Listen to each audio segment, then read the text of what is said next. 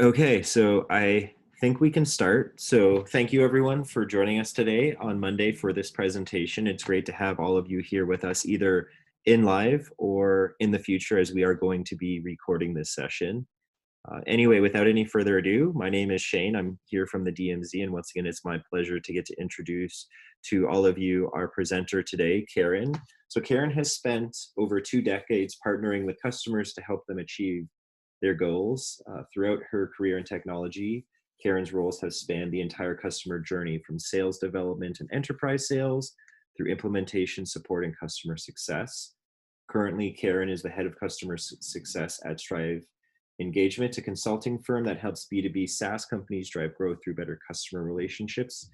Prior to Strive, Karen held various customer leadership roles at Audience View, Longview Solutions, and NextJ Systems. She is also one of our entrepreneurs in residence. Definitely something to add to the bio for the next time, but it's our pleasure to have you here with us, Karen. Then for all of you who are joining us, feel free to put any questions in the chat. We'll either be answering them throughout the presentation or saving them until the end. But once again, if I could ask all of you to give me a virtual applause for welcoming Karen here as our speaker. Thank you so much once again, Karen, and the floor is yours. Great. Thanks, Shane, and thanks everybody. I appreciate you taking the time to join this session. As Shane mentioned, I've spent the past 20 years in the technology space, and while the COVID-19 pandemic is unlike anything we've experienced before, I actually have been through 4 economic downturns myself. Something called Y2K back in the 1999, the dot-com implosion, 9/11, and then of course the 2008 recession. So while stressful times are times of uncertainty, they can also be times of great opportunity. Now that we're a month into this pandemic, you'll be well down the road of having made sure your employees are all taken care of, that they have the tools that they need to work remotely, they're healthy, and their families are safe, and that you're communicating with them. In fact, you're over communicating with them to understand what else you can do to make sure that they're okay. With all of this covered, you can now turn your attention to your customers and what your customers need and what your companies need. Many of you will have started to experience a slowdown in new customer acquisition. This means retaining your existing customers is more important than ever. But many of your customers will also have experienced a slowdown or maybe even a full stop in their own businesses and be feeling financial pressures of lost revenue. This is a very stressful time for you and for your customers. And stress can sometimes cause people to behave in different ways. They can become angry and silent, sometimes withdrawn and sarcastic. Part of the overall customer experience that you provide is how your customers feel when they're interacting with you and your company. This is not the same as the customer always being right. Rather, it's about being empathetic and kind whenever you can. There's no one size fits all for these type of situations like we're going through today, but there are some steps that you can take that can help both you and your customers. Do your homework. First, understand your customer base. Consider their industry, their geography, their size, the user roles. What are they going through right now? What are possible business scenarios for them? Will they do well? What's their near-term prospects? Will they even make this through? Next, take a hard look at your product and the value that you're offering today. What do your customers need most from you right now in order to be successful? Is your product still relevant in the same way? Why should customers continue paying for it? What pain can you be solving for now? Consider asking some of your customers directly what would help them.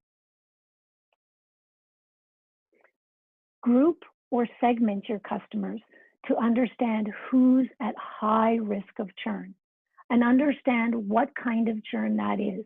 Is it user churn, logo churn, or revenue churn? They're not the same thing, and it's important that you understand the impact of these different churns on your business. With these factors in mind, you can start to think about what you can do and what you can offer, both proactively and in response to potential customer requests. Look at your product roadmap.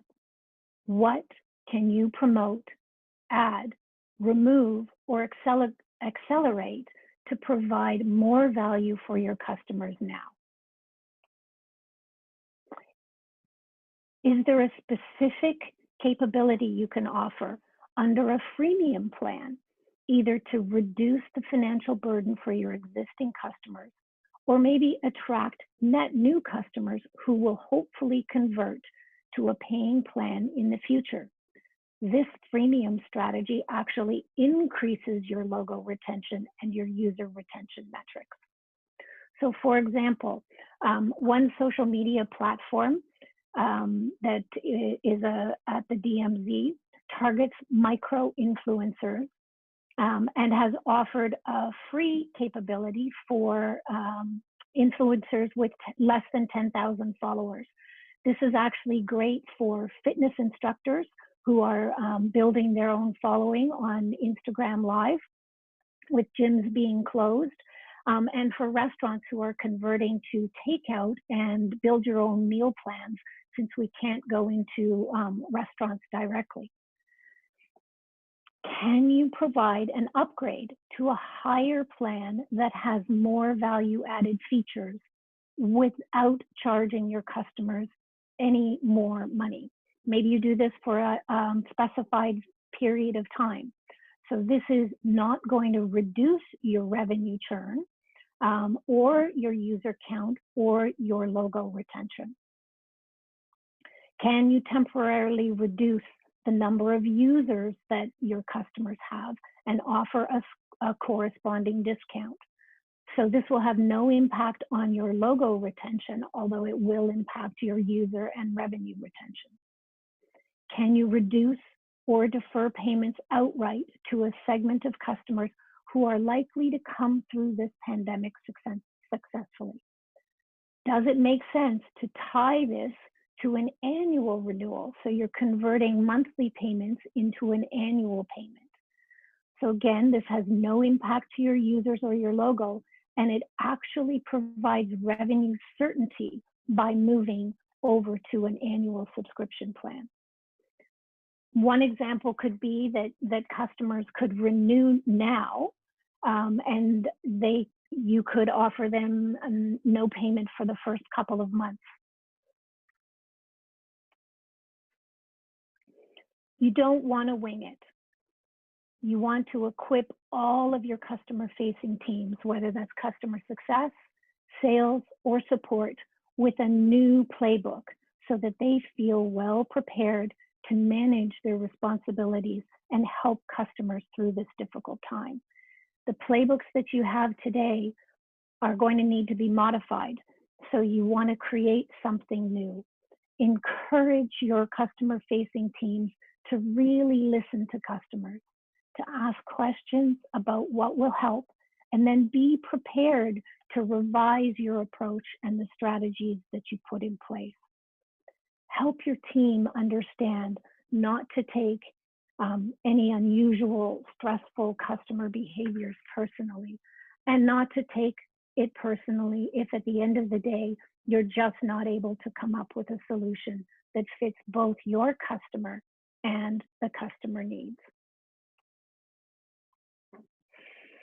Customers are being bombarded at times like this with helpful information, and a lot of it is not so helpful. So going back to that customer experience and how customers feel, it's not about you at this particular time. What I mean by that is, don't try to sell them. It's about what's in it for them, for your customer, and how can you help? because they're going to remember that experience. They're going to remember at the end of this how they felt in dealing with you. And even if they don't come out of this as a customer for you, they're going to remember that experience, and you never know where they're going to end up and whether they could become a customer again in the future. So really consider the content that you're providing and the reasons why you're reaching out to customers. Should you be reaching them out to them at all, or should you be giving them some space? What are the channels that you can be leveraging in addition to email? Because customers will be receiving a lot of emails at the moment. Are there social platforms like Twitter and Instagram and Facebook where you are active, or where you could become active and communicate with your customers? Are there specific community pages on Facebook or on LinkedIn that you can leverage? Of course, your website, and also consider in-app messaging and how you could communicate with your customers through that. One of the things that I found is the more times and the more places you can share information, the more likely you actually are to make sure that someone sees it. So while you may include the information in an email, it might get lost amongst hundreds of emails that someone is receiving.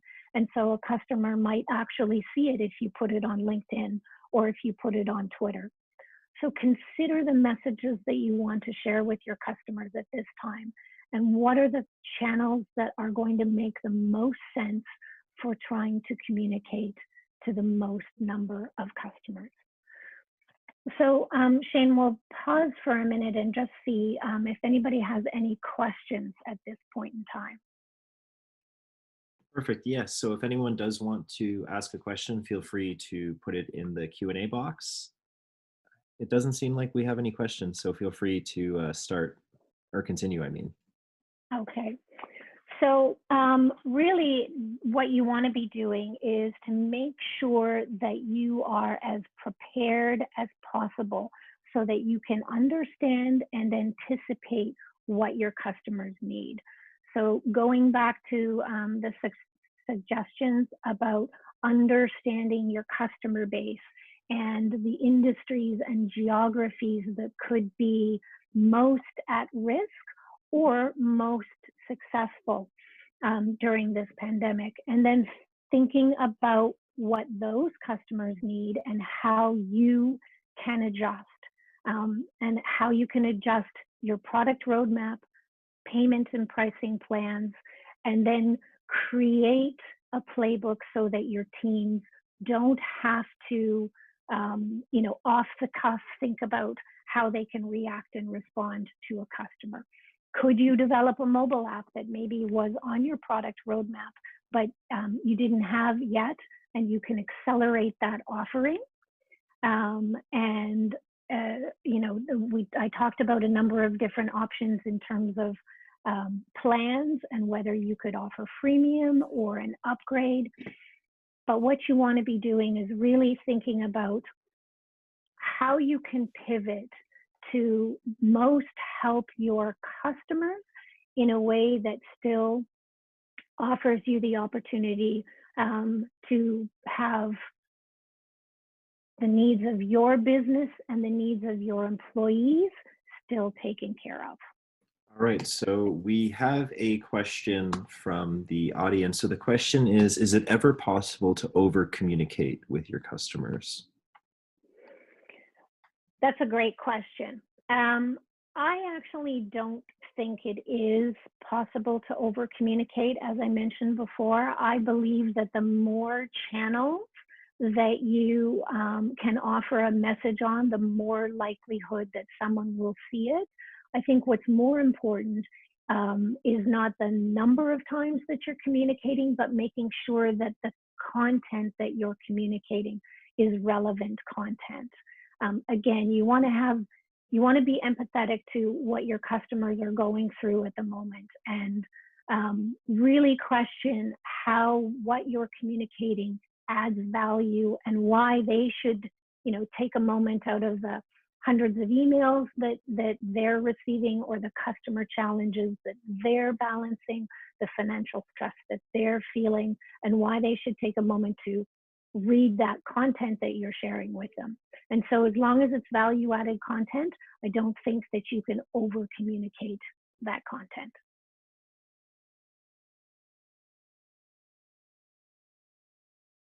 That's a great question, though.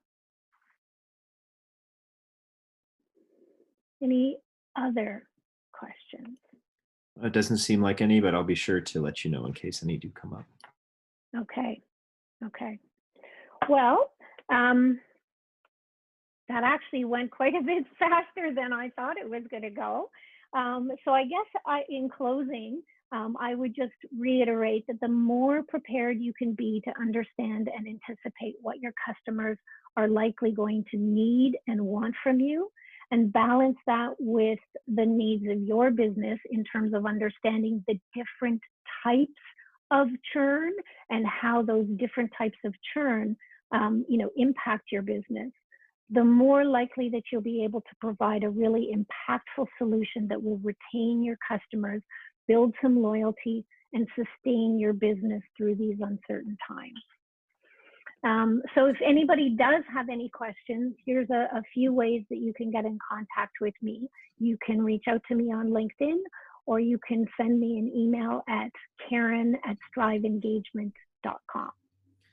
All right, perfect. Well, we have a few questions, so I'm actually going to allow Shabs. It seems you've got your hand up, so I'm going to give you the floor, Shabs. Feel free to ask you your question.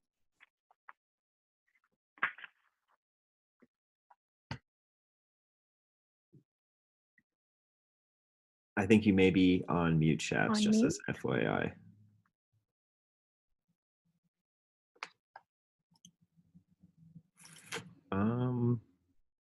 I think he's still on mute. So Shabs, if you come back, let us know. I'm going to ask a question that I've kind of seen come up. So we've had a few companies where their customers have proactively reached out to say, what can we do? Is there anything that we can do to kind of alleviate things? Have any type of deferral plan?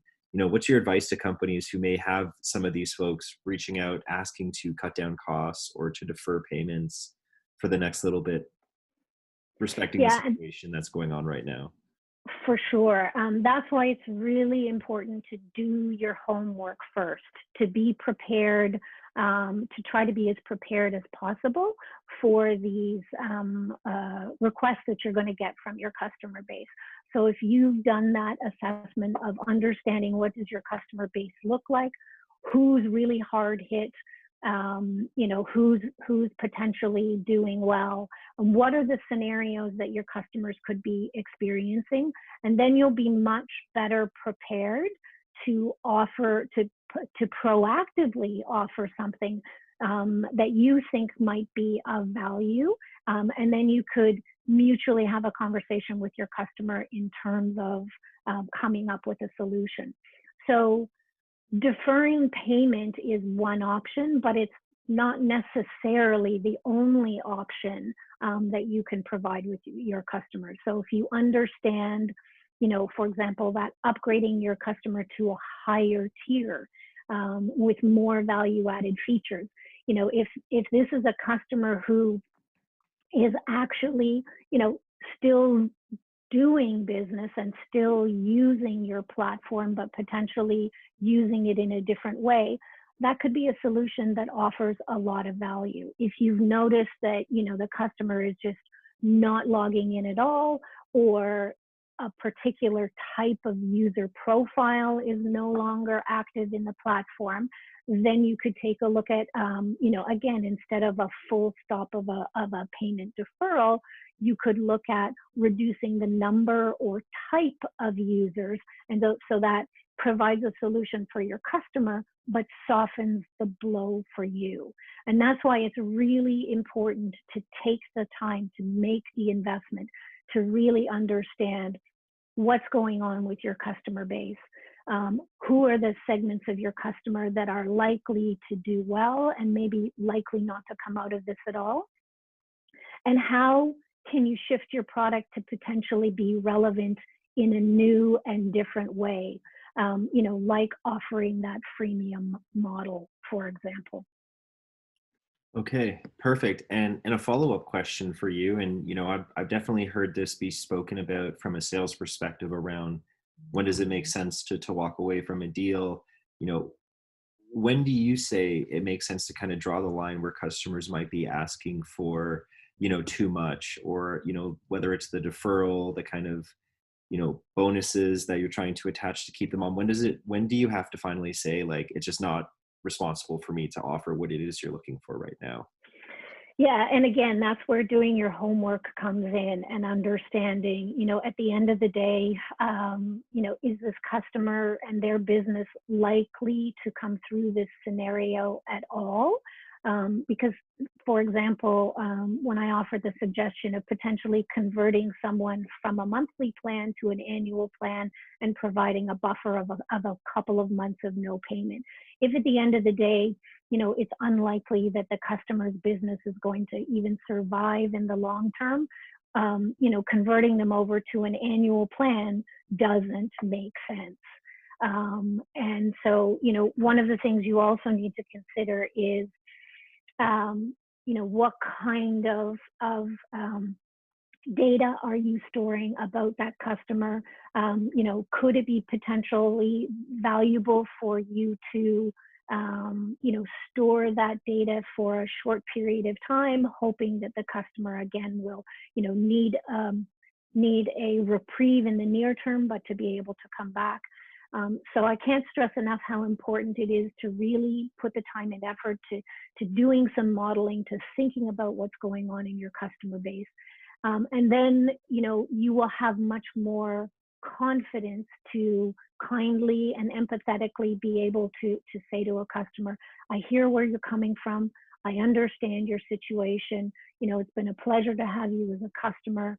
But, I just don't think that there's a solution that works for both of us. And, we wish you all the best, and leave it at that.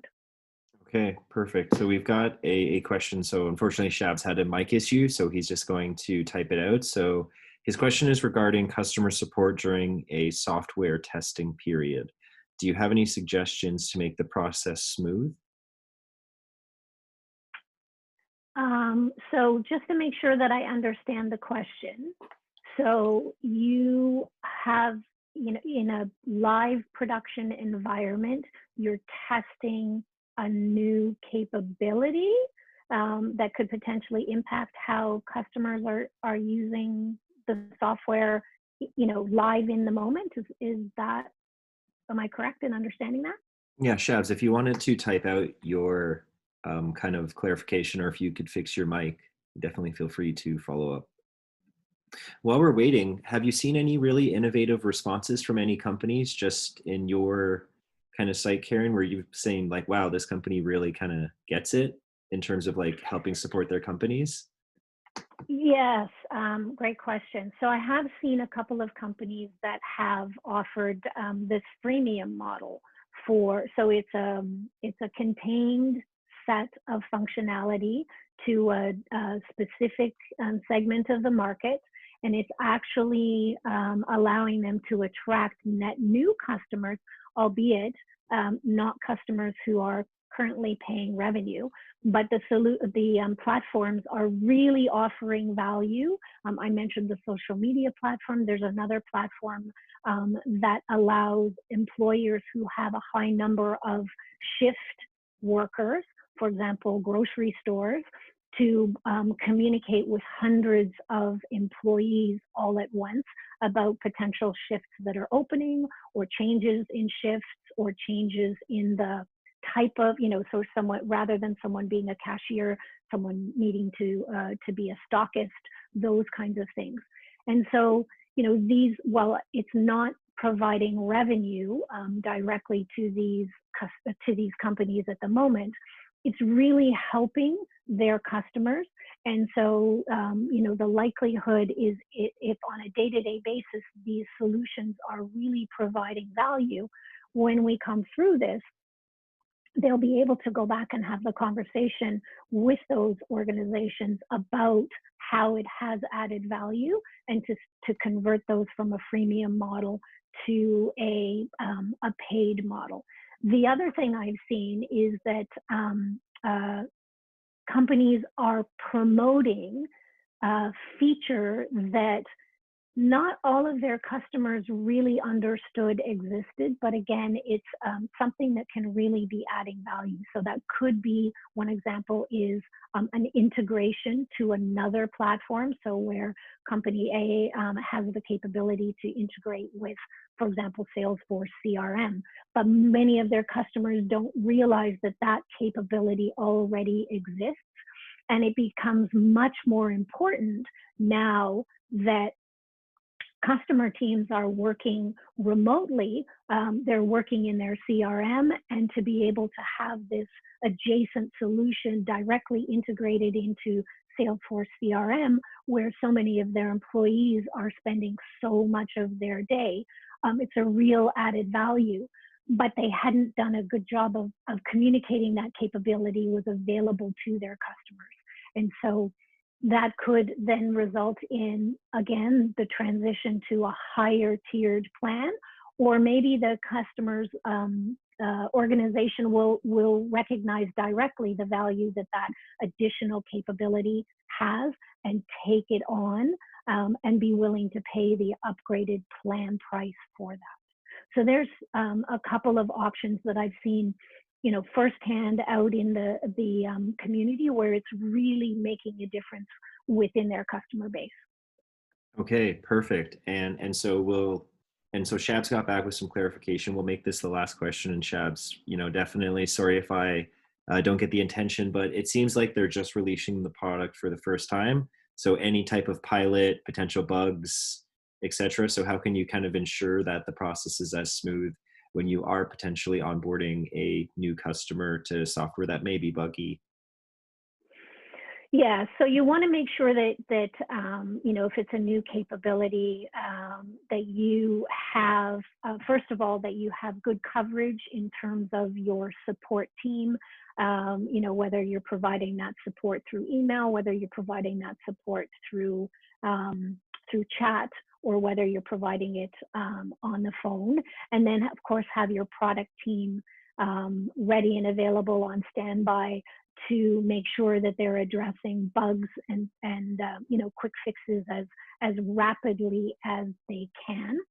If you are in a more sort of enterprise type of customer situation where you're actually spending detailed time with the customer to onboard them, as opposed to more of a consumer solution where the consumer just downloads the product and should be ready and way to go, then be honest with your customer, that this is new capability, but it could have some bugs at the moment. One of the other things that I see a lot is that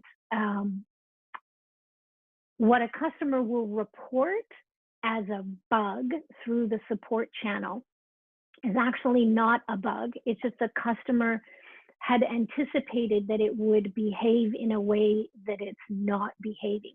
So it's not so much that the product is broken, but the customer had a certain expectation of how it would behave, what it would do, or how they would integrate that into their workflow process. So if you see that as a result of this new feature that you're releasing, then that becomes a great opportunity for you to potentially release a training video or a help article, more information so that the customer understands, how that capability is currently designed and how they can quickly integrate that into their business workflow, as opposed to it being a bug where something is broken and the software is not working. So hopefully that helps provide a little bit more information for you. Yeah, it definitely did for me. So it seems like that is everything. So we can definitely wrap up the session and give everybody 30 minutes back in their day. So Karen, once again, thank you so much for spending this Monday afternoon talking through some of the things that we should really be thinking about, especially when it comes to the COVID situation and how it affects our customers. We really appreciate it. And once again, for everyone, Karen's contact information is there, so definitely feel free to reach out or connect with her. Thank you again, everyone, for joining us. Continue to stay safe, and we will see you all again for our next workshop. Thank you again, Karen. We really appreciate it. Thanks, Shane. Thanks, everyone. Stay safe.